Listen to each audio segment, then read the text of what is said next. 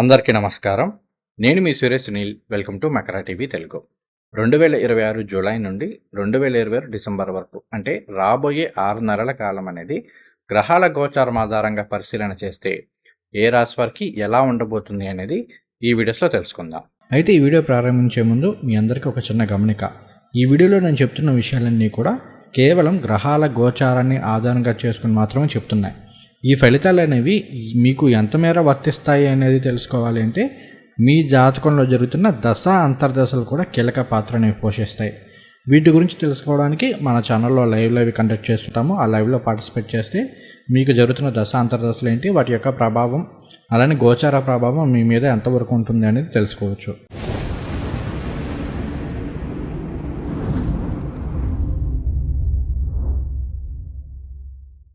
ముందుగా జూలై నెలలో గ్రహాల గోచారాన్ని పరిశీలన చేస్తే జూలై 4, 2026 తేదీన మనకి శుక్రుడు కర్కాటక రాశిలో నుండి సింహరాశిలోకి ప్రవేశం చేస్తున్నారు.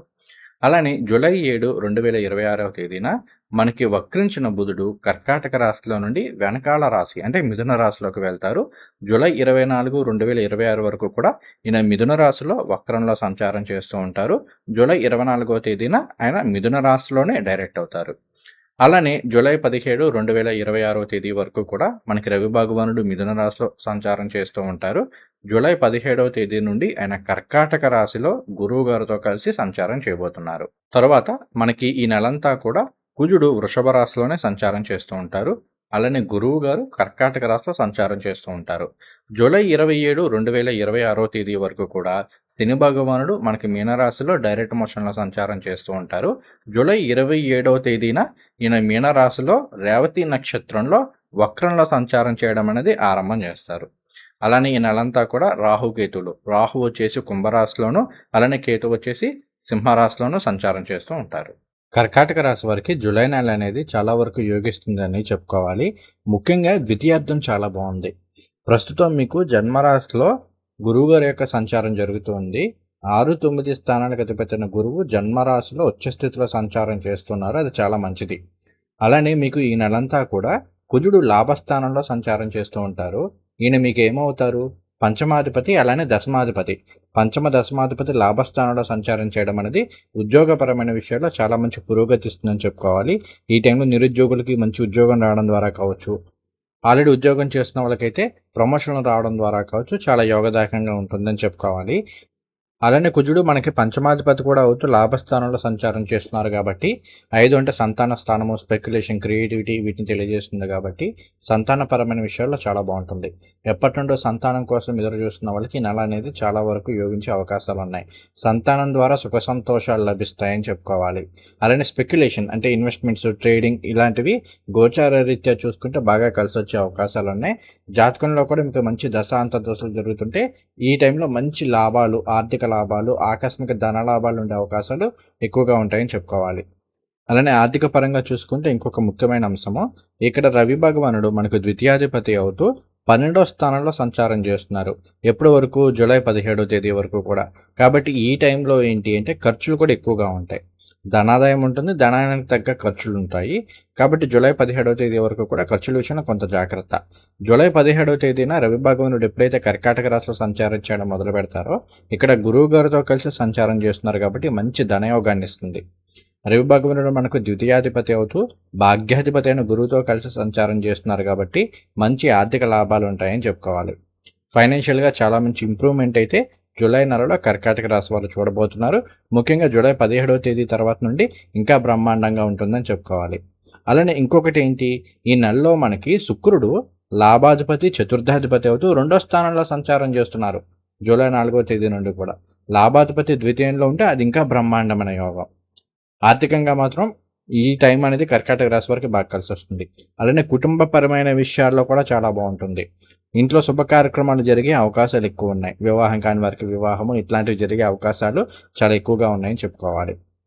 అలానే ఈ టైం అనేది విద్యార్థులకి చాలా బాగా కలిసి వస్తుంది. అయితే ఇక్కడ జూలై 27వ తేదీ నుండి శని భగవానుడు మనకి మీనరాశిలో భాగ్యంలో వక్రిస్తున్నారు. ఇది మాత్రం కాస్త జాగ్రత్త. ఎక్కడి నుండి ఏంటంటే ప్రయాణాల్లో కాస్త ఆలస్యాలు, ఆటంకాలు ఉండవచ్చు. అలానే విదేశీ ప్రయత్నాలు చేస్తున్న వాళ్ళకి ఈ టైంలో ఏదైనా చిన్న చిన్న అడల్స్ వచ్చే అవకాశాలు ఉన్నాయి. కాబట్టి ఇలాంటి విషయాల్లో కొంత జాగ్రత్తగా ఉండండి. ఆర్థికంగా మాత్రం చాలా బాగుంటుంది. కుటుంబం పరంగా బాగుంటుంది. ఆధ్యాత్మిక ప్రయాణాలకు కూడా ఒక విధంగా ఈ కాలం అనేది బాగా కలిసి వస్తుందని చెప్పుకోవాలి. కాస్త కాలభైరవ అష్టకాలు అలాంటివి చదువుకోండి, ఇంకా బ్రహ్మాండంగా యోగిస్తుంది. అలానే విద్యార్థులకే చాలా బాగుంటుంది. తర్వాత ఆగస్టు నెల. ఆగస్టు నెలలో గ్రహాల గోచారాన్ని పరిశీలన చేస్తే ఆగస్టు 1వ తేదీ నుండి కూడా మనకి శుక్రుడు కన్యా రాశిలో ఆయన నీచ రాశిలో సంచారం చేయడం అనేది ఆరంభం చేస్తారు. అలానే ఆగస్టు 2వ తేదీ నుండి మనకి మిథున రాశిలో కుజుడి యొక్క సంచారం జరగబోతూ ఉంది. అలానే ఆగస్టు 5వ తేదీ నుండి బుధుడు మనకి కర్కాటక రాశిలో సంచారం చేస్తూ ఉంటారు. గురువు గారితో కలిసి సంచారం చేయబోతున్నారు. అలానే ఆగస్టు 17వ తేదీ నుండి మనకి రవి భగవానుడు ఆయన సొంత రాశి అయిన సింహరాశిలోకి ప్రవేశం చేస్తారు. ఆగస్టు 17వ తేదీ వరకు కూడా ఆయన కర్కాటక రాశిలోను, తదుపరి సింహరాశిలో సంచారం చేస్తూ ఉంటారు. ఇప్పటికే ఇదే సింహరాశిలో మనకి కేతు గ్రహ సంచారం కూడా జరగబోతుంది కాబట్టి ఆగస్టు 17వ తేదీ నుండి రవి భగవానుడు కేతువుతో కలిసి సింహరాశిలో సంచారం చేయబోతూ ఉన్నారు. అలానే ఆగస్టు 22వ తేదీ నుండి మనకి బుధుడు కూడా సింహరాశిలోకి ప్రవేశం చేస్తారు. ఇక్కడ నుండి ఆయన సింహరాశిలో సంచారం చేస్తూ ఉంటారు. కర్కాటక రాశి వారికి ఆగస్టు నెల అనేది మాత్రం కాస్త మిశ్రమ ఫలితాలు ఇచ్చే అవకాశాలు ఉన్నాయి.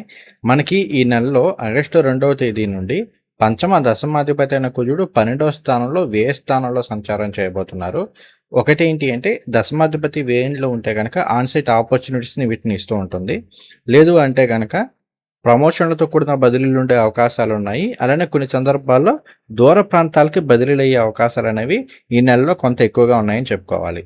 అలానే మనకి ఆగస్టు 1వ తేదీ నుండి లాభ చతుర్థాధిపతి అయిన శుక్రుడు 3వ స్థానంలో కన్యా రాశిలో నీచ రాశిలో సంచారం చేయబోతున్నారు.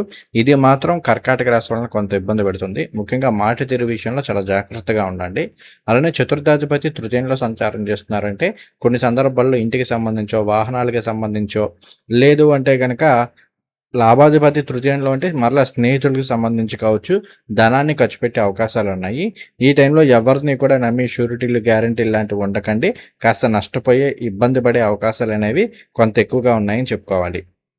అలానే మనకి ఆగస్టు 5వ తేదీ నుండి కర్కాటక రాశిలో బుధుడు గురు రవులతో కలిసి సంచారం చేయబోతున్నారు.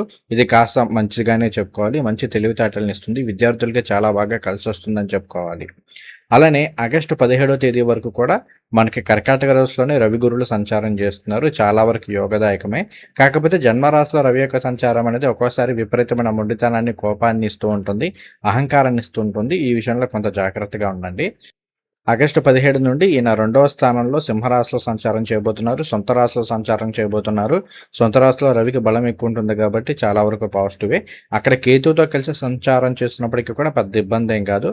ఎందుకంటే రవి యొక్క బలం బాగానే ఉంది. ఇక్కడ మీరు గుర్తుపెట్టుకోవాల్సిందల్లా ఒకటే, ఈ టైంలో మీకేంటంటే ఖర్చులు పెరుగుతూ ఉంటాయి.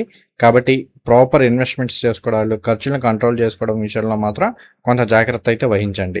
అలానే ఆగస్టు 22వ తేదీ నుండి బుధుడు కూడా మనకి రవితో కలిసి 2వ స్థానంలో సంచారం చేయబోతున్నారు. ఇది కాస్త అనుకూలమైన ఫలితాలు ఉంటుంది. ఈ నెలలో సింహరాశి వాళ్ళు ఎక్కువగా స్త్రీలతోటి మాట్లాడేటప్పుడు ఎలా మాట్లాడుతున్నాం, ఏ విధంగా ప్రవర్తిస్తున్నాం అనేది మాత్రం కొంచెం జాగ్రత్తగా చూసుకోండి. వాళ్ళ ద్వారా ఏమైనా ఇబ్బందులు ఎదుర్కొనే అవకాశాలు అయితే ఉన్నాయి. తర్వాత సెప్టెంబర్ నెల. మనకి సెప్టెంబర్ నెలలో సెప్టెంబర్ 2, 2026 నుండి శుక్రుడు తులారాశిలో ఆయన సొంత రాశిలో సంచారం చేయడం అనేది ఆరంభం చేస్తారు. అలానే సెప్టెంబర్ 7, 2026 నుండి బుధుడు కన్యా రాశిలో ఆయన సొంత రాశిలో పైగా ఉచ్చ రాశిలో సంచారం చేయడం అనేది ఆరంభం చేస్తున్నారు. సెప్టెంబర్ 17వ తేదీ నుండి రవి భగవానుడు కూడా కన్యా రాశిలో బుధుడితో కలిసి సంచారం చేయబోతున్నారు. సెప్టెంబర్ 18, 2026 నుండి కుజుడు మనకి ఆయన నీచ రాశి అయిన కర్కాటక రాశిలో ప్రవేశం చేస్తారు. అయితే ఇక్కడే ఉచ్చస్థితిలో ఉన్న గురువుగారి యొక్క సంచారం కూడా జరుగుతుంది కాబట్టి ఒక విధంగా కుజుడికి నీచభంగ రాజయోగాలు లాంటివి ఏర్పడుతున్నాయని చెప్పుకోవచ్చు. తర్వాత సెప్టెంబర్ 26వ తేదీ నుండి బుధుడు మనకి తులారాశిలో శుక్రుడితో కలిసి సంచారం చేయబోతూ ఉన్నారు. ఈ నెలంతా కూడా గురువు గారు కర్కాటక రాశిలోను, రాహువు కుంభరాశిలోను, అలానే కేతువు మనకి సింహరాశిలోను, తర్వాత శని భగవానుడు మీనరాశిలోను సంచారం చేస్తూ ఉంటారు. మీనరాశిలో శని భగవానుడు వక్రంలో సంచారం చేయబోతూ ఉన్నారు. కర్కాటక రాశి వారికి సెప్టెంబర్ నెల అనేది కాస్త మిశ్రమ ఫలితాలను ఇస్తుందని చెప్పుకోవాలి. ఈ నెలలో మనకి సెప్టెంబర్ 2వ తేదీ నుండి శుక్రుడు 4వ స్థానంలో సంచారం చేయడం మొదలు పెడతారు. అంటే తులారాశిలో తన సొంత రాశిలో సంచారం చేయబోతున్నారు. లాభ చతుర్థాధిపతి చతుర్థంలో సంచారం చేయడం అనేది అన్ని విధాలా యోగిస్తుంది. ముఖ్యంగా ఈ టైం అనేది విద్యార్థులకు చాలా బాగుంటుంది. ఈ రాశిలోని మహిళలకి బ్రహ్మాండంగా కలిసి వస్తుంది. కళాకారులకు చాలా బాగుంటుంది. క్రియేటివ్ రంగాల్లో ఉన్న వాళ్ళకి బాగుంటుంది. వైద్య వృత్తిలో ఉన్న వాళ్ళకి, మెడిసిన్ ప్రాక్టీస్ చేసే వాళ్ళందరికీ కూడా ఈ టైం అనేది బ్రహ్మాండంగా కలిసి వస్తుందని చెప్పుకోవాలి. అలానే సెప్టెంబర్ 7వ తేదీ నుండి బుధుడు తన సొంత రాశి ఉచ్చరాశి అయిన కన్యా రాశిలో సంచారం చేయబోతున్నారు. తృతీయంలో సంచారం అనేది పర్వాలేదు, బాగానే ఉంటుంది. కాస్త దగ్గర ప్రాంత ప్రయాణాలు ఉంటాయి. కమ్యూనికేషన్ స్కిల్స్ అనేవి బాగా ఇంప్రూవ్ అయ్యే అవకాశాలు ఉన్నాయి. మన తోబుట్టుల ద్వారా మనకి ఏదైనా సహాయ సహకారాలు పొందే అవకాశాలు అనేవి ఈ టైంలో ఉన్నాయని చెప్పుకోవాలి.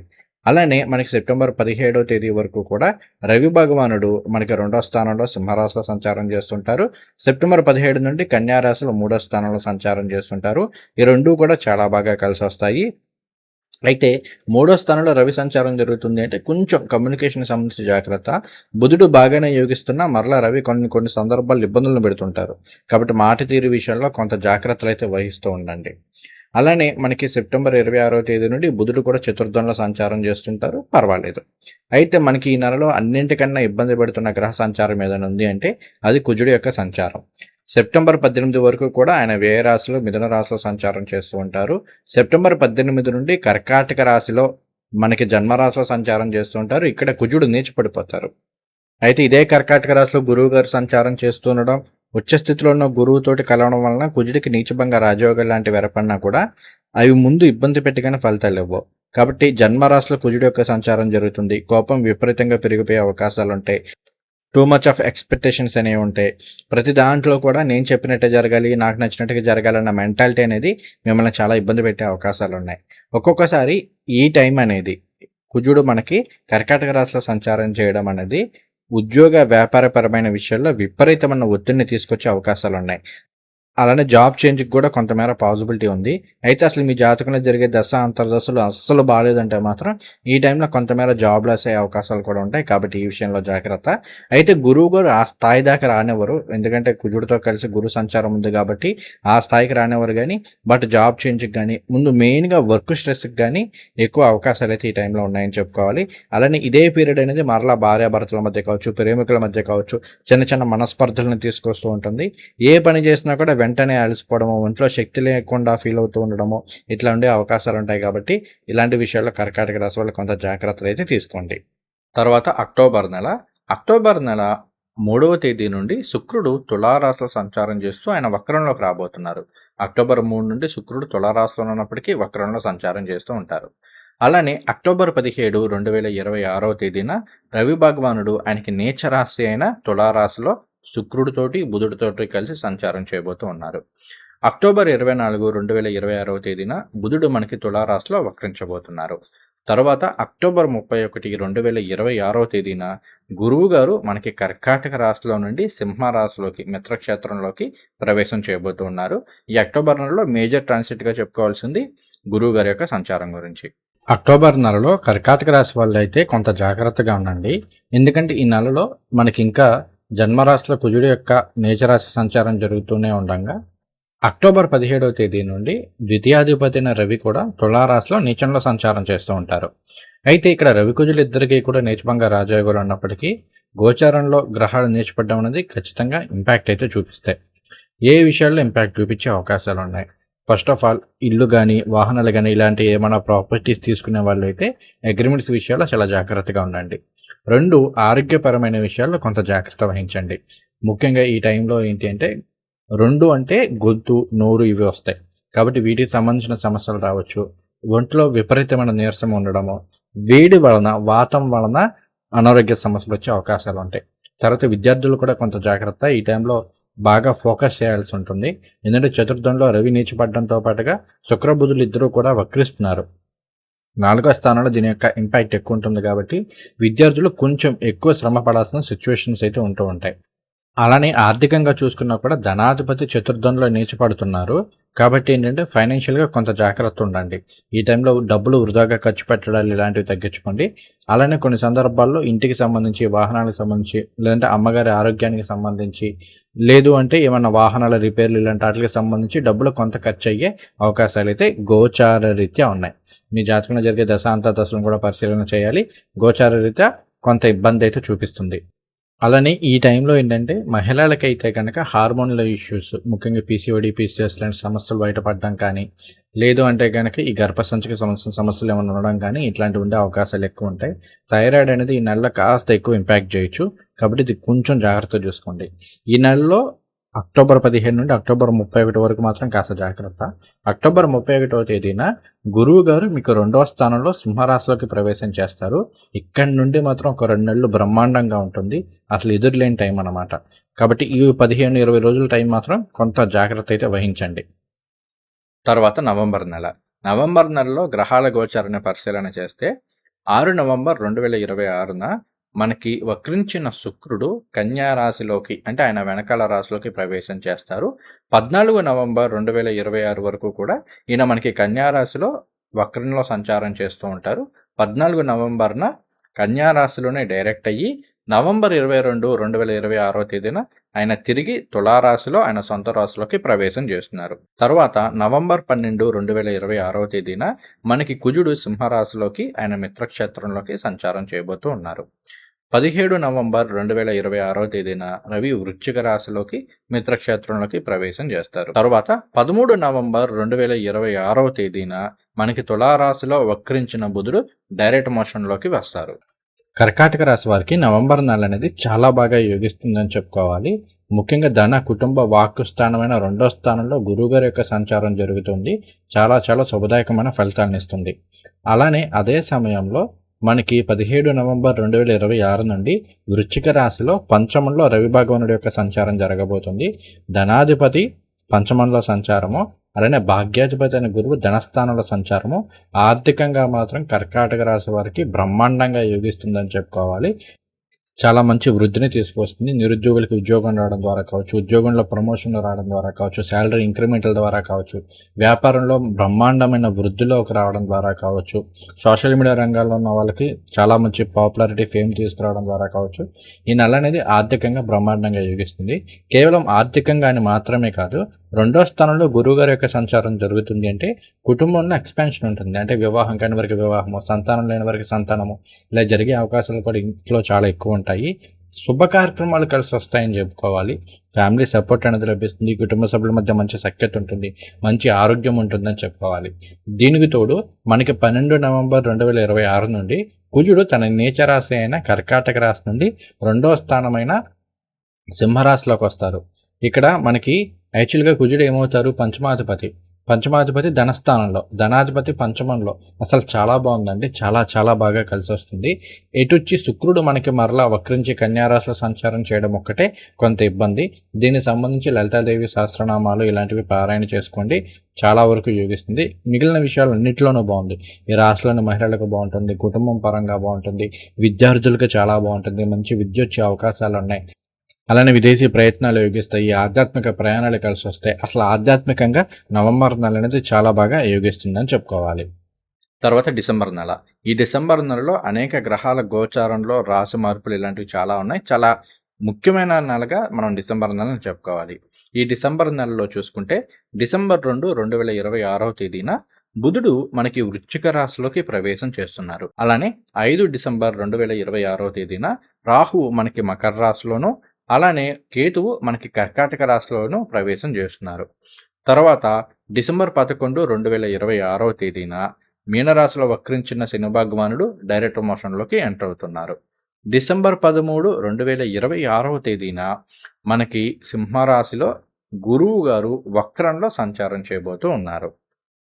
డిసెంబర్ 16, 2026 తేదీన ధనుర్రాశిలోకి రవి భగవానుడి యొక్క సంచారం జరగబోతూ ఉంది. డిసెంబర్ 22, 2022న బుధుడు కూడా మనకి ధనుర్రాశిలోకి ప్రవేశం చేస్తారు. కర్కాటక రాశి వారికి డిసెంబర్ నెల అనేది కాస్త మిశ్రమ ఫలితాలను ఇస్తుందని చెప్పుకోవాలి. ఈ నెలలో మనకి డిసెంబర్ 5వ తేదీన కేతువు 2వ స్థానమైన సింహరాశిలో నుండి మీ జన్మరాశిలో సంచారం చేయబోతున్నారు.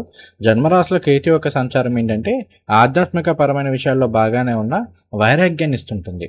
అంటే ఏ విషయంలోనూ తొందరగా సాటిస్ఫాక్షన్ ఉండదు, అలాగే ఏ విషయం అయితే శ్రద్ధ కూడా ఎక్కువగా ఉండదు. ప్రతి దాంట్లోనూ వైరాగ్యము, తమ గురించి తాము తెలుసుకోవాలి, తమ లైఫ్ డెస్టినీ ఏంటి, ఇట్లాంటివి తెలుసుకోవాలి అన్న ప్రయత్నాలు ఎక్కువగా చేసే అవకాశాలు ఉంటాయి.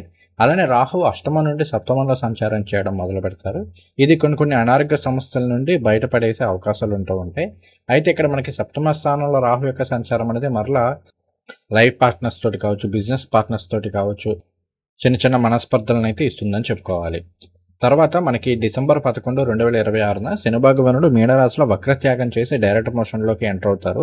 ఇక్కడ నుండి విదేశీ ప్రయత్నాలు బాగా అనుకూలిస్తాయి. వీసా ప్రాసెస్ ఇలాంటి వీటిలో చాలా వరకు పాజిటివ్ ఫలితాలొచ్చే అవకాశాలున్నాయి. డిసెంబర్ 13వ తేదీన సింహరాశిలో అంటే మీకు రెండో స్థానంలో గురువు గారు వక్రిస్తున్నారు. ఇక్కడ నుండి ఏంటంటే ఫైనాన్షియల్ మేనేజ్మెంట్ ఇలాంటి విషయాల్లో ఎక్కువ శ్రద్ధ అయితే పెట్టాలి. తర్వాత మనకి ఈ నెలంతా కూడా రవి భగవానుడి యొక్క సంచారం బాగుంది. 5, 6 స్థానాల్లో సంచారం బాగా యోగిస్తుంది. శుక్ర సంచారం, బుధ సంచారం కూడా బాగానే ఉన్నాయి కాబట్టి మరీ తీవ్రతరమైన సమస్యలు ఏమి ఉండవు గానీ, కాకపోతే మేజర్ గ్రహాలైన రాహుకేతుల రాశి మార్పు కావచ్చు, శని భగవానుడి వక్రత్యాగం కావచ్చు, గురువు గారి వక్రం కావచ్చు కొంత ఇంపాక్ట్ అయితే చూపిస్తాయి. కాబట్టి ఈ నెలలో మీకు సంబంధించిన ముఖ్యమైన అంశాలని కాస్త వాయిదా వేసుకునే ప్రయత్నం అయితే చేయండి. ఏ నిర్ణయాలు కూడా ఈ డిసెంబర్ నెలలో తీసుకోవద్దు. ఎందుకంటే అప్ అండ్ డౌన్స్ అనేవి చాలా ఎక్కువగా ఉండే అవకాశాలున్నాయి.